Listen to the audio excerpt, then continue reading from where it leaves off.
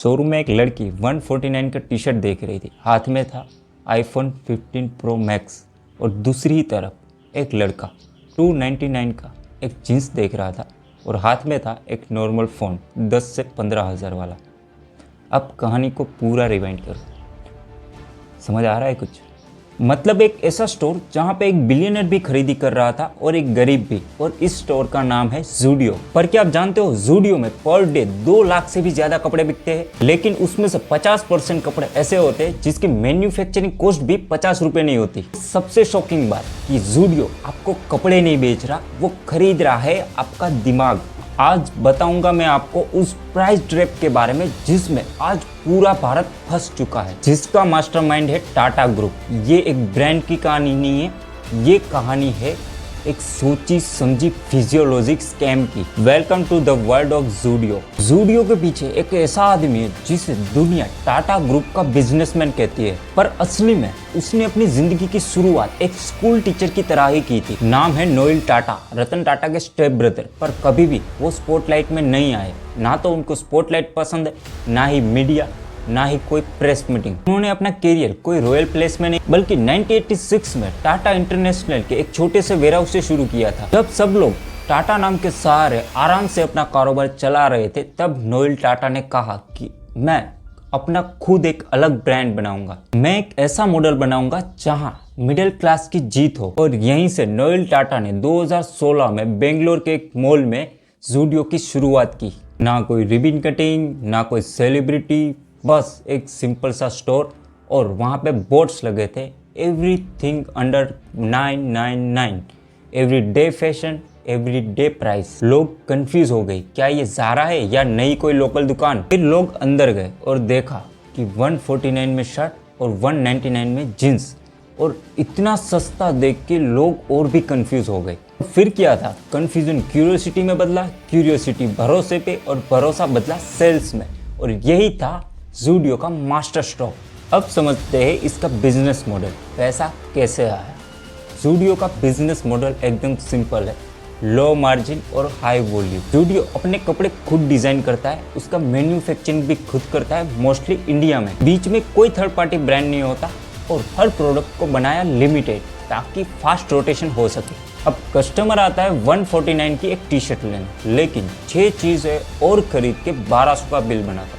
मतलब इतना सस्ता देख के लोगों का दिमाग काम करना ही बंद कर देता है। जब प्राइस लो होता है तब रेजिस्टेंस भी लो होता है। उनका फोकस है इम्पल्स बाइंग। ज़ूडियो एक शोरूम नहीं, एक फैशन ट्रैप है मिडिल क्लास के लिए, जिसमें लोग खुश होकर फंस जाते हैं। सबके मन में एक सवाल होगा कि ये ब्रांड इतना बड़ा कैसे हुआ और इसमें किस इन्वेस्टर ने पैसे लगाए।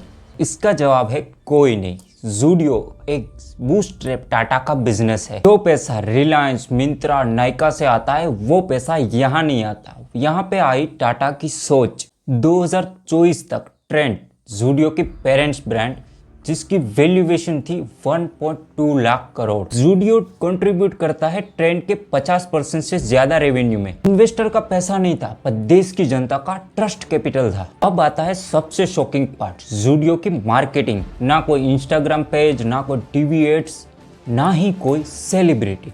इनका मार्केटिंग सिंपल है, लो प्राइस मतलब वर्ड ऑफ माउथ।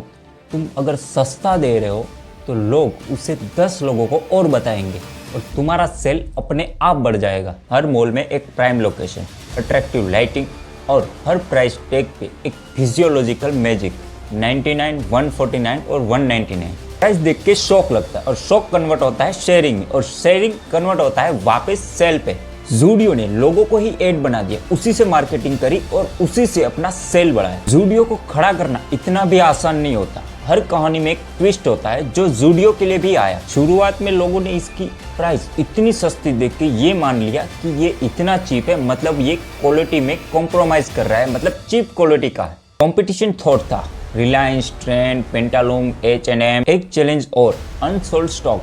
जब फैशन फास्ट रोटेट करता है तब डेड इन्वेंट्री का रिस्क और भी ज़्यादा बढ़ जाता है। टाटा ने AI और डेटा का यूज़ करके हर लोकेशन पे डिमांड वाइज इन्वेंट्री बनाई। तो डिज़ाइन दिल्ली में बिकता था उसको लखनऊ नहीं भेजा जाता था, और जो लखनऊ में बिकता था उसको दिल्ली नहीं भेजा जाता था। मतलब हर स्टोर के लिए अलग डिमांड वाइज अलग प्रोडक्ट। अब कहानी में आता है एक टर्निंग पॉइंट। 2020 में कोविड आया, सब ब्रांड बंद हो गए, सेल्स जीरो। लोगों के पास पैसे नहीं थे ज़ारा के कपड़े खरीदने के, पर एक छोटी सी जरूरत तो थी कपड़े खरीदने की। तब किया ज़ूडियो ने एक बड़ा काम। लॉकडाउन के बाद ज़ूडियो ने तुरंत ही नए स्टोर ओपन करना शुरू कर दिए। जब सबकी डेड इन्वेंटरी फंसी हुई थी तब ज़ूडियो एक्सपांड कर रहा था, वो भी दुगनी तेजी से। 2021 से लेकर 2024 तक ज़ूडियो ने 600 से भी ज्यादा स्टोर ओपन किए, वो भी टियर 2 और टियर 3 सिटीज में। पूरे इंडिया में टोटल 750 से भी ज्यादा स्टोर से टोटल वैल्यूएशन है 10,000 करोड़। उनके पास अभी 8,500 से भी ज़्यादा एम्प्लॉयज़ काम कर रहे हैं और इन सब के पीछे एक मास्टरमाइंड है, नियोल टाटा, एक साइलेंट एग्जीक्यूटर। अब इनका फ्यूचर प्लान है 2025 तक 1000 स्टोर ओपन करना, वो भी पैन इंडिया। और अब वो नई कैटेगरी में भी आना चाहते हैं, जैसे कि kids wear, home decor, personal care. इन कैटेगरी में भी अब ज़ूडियो एंटर करेगा। ज़ूडियो अब एक ब्रांड नहीं, एक पर्सनल वेव बन चुका है। अब समझते हैं कि ज़ूडियो के बिजनेस से आज हमने क्या सीखा। ज़ूडियो सिखाता है कि लग्जरी के पीछे भागना हर कोई जानता है, लेकिन बेसिक नीड फुलफिल करना ही असली बिजनेस है।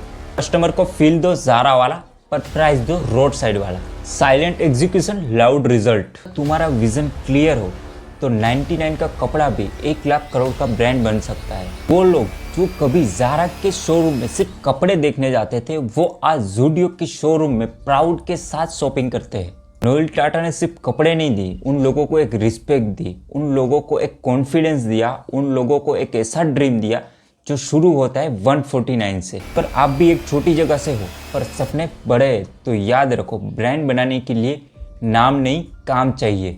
तो ये थी ज़ूडियो की असली कहानी। अगर वीडियो पसंद आया हो तो कमेंट में बताइए अगला धमाका किस पे चाहिए, और चैनल पे नए हो तो सब्सक्राइब करके जरूर जाना।